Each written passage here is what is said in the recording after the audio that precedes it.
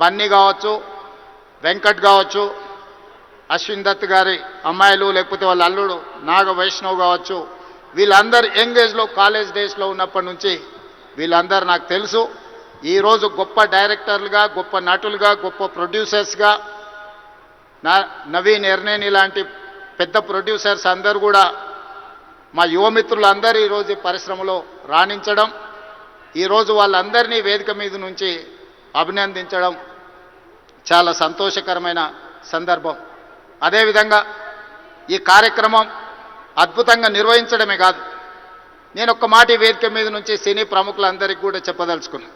రాష్ట్ర ప్రభుత్వం కఠినంగా కనిపిస్తుంది, కానీ మిమ్మల్ని అభిమానంగా చూసుకుంటుంది, మీ అభివృద్ధికి 100% తోడ్పాటును అందిస్తుంది.